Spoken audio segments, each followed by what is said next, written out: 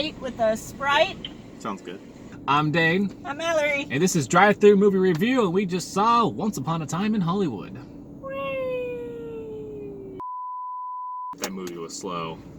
Okay, you said that because it was so boring. It was so boring. Just crawling into my skin.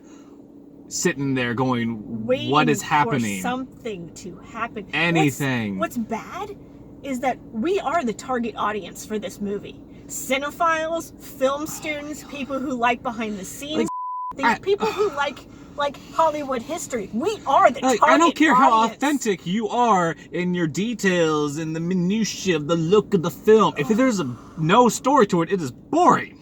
Quentin Tarantino needs to be stopped. Thank you. Thank you. You too. LeBron James enjoys Sprite. A nostalgic love letter to Golden Age Hollywood. And you forgot to put a story in it. Anything compelling. I was expecting to like this movie. I was excited that we were actually seeing an original movie. After, we've been watching the summer blockbuster sequels this whole freaking time. Sequels and remakes. Yeah. And okay, great, and Quentin. You do some new stuff. Awesome. I'm in. Let's do this. And you give me that. This is why people don't watch new movies. Because they're boring. No, it doesn't bore me, Marvel.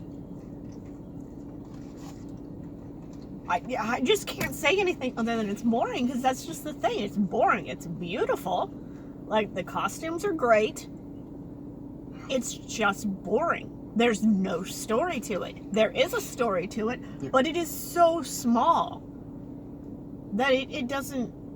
It's just a collage of things, scenes. Quentin Tarantino, he's so detailed and all this stuff. What he needs to learn is pacing and when to end a scene.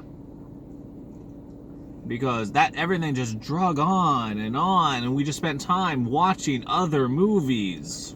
They were just driving places sometimes. Yeah, they spent more time in a car than Fast and the Furious characters. Boring. Yeah. The movie exhausted me. Yeah. This is just an Oscar grab, because these are the movies that get Oscars. And Quentin Tarantino's love for feet is weird. Is still going. It's weird. Still going. And every time they would walk across the dirt in their barefoot, they walked across a dumpster. That didn't bother me so much. The dumpster one bothered me. Walking across the dirty wood floor, I was like, ugh, no. I feel the need when she just put her feet my... up against the car window, it's just right there. It's not okay. Just demonstrate it for you. Please don't put your feet on my windshield. Yeah. I'm way too exhausted going through that movie to figure out what the message was that he was trying to convey. Obviously, it's for Oscar voters, because they're the only people that are going to sit there and watch it. I think better win something then. I didn't leave it feeling good. I didn't. And it felt almost like a Family Guy episode half the time. They would have a conversation, they would mention a movie, we would go watch a minute or two of that movie that they're mentioning. I'm like, let's move on with this. What's weird is in the last 10 minutes... The climax is amazing. The 10 minutes... Where was that Quentin Tarantino the whole movie? Yeah, it was 10 minutes. The last 10 minutes, you're like, oh, this is a Tarantino movie. There it is. Why was there 2 hours and 30 minutes before that? It was ridiculous.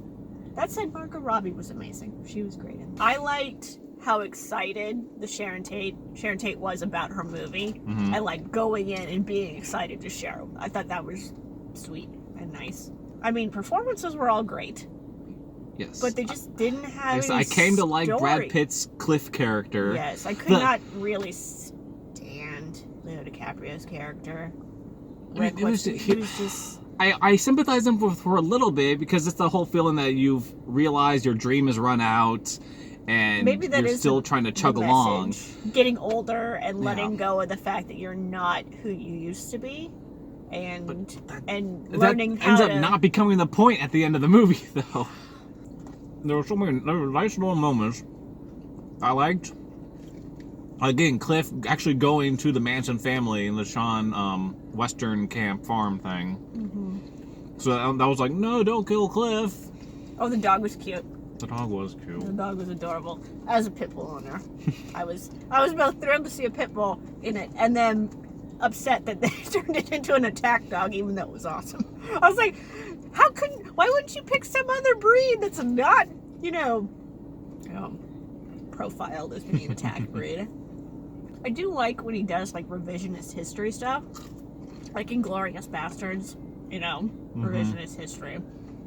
There was a little revisionist history on this that I enjoyed a little bit, because I was like, oh no, they're gonna kill him, and then I was like, oh no, they're not. Okay, cool.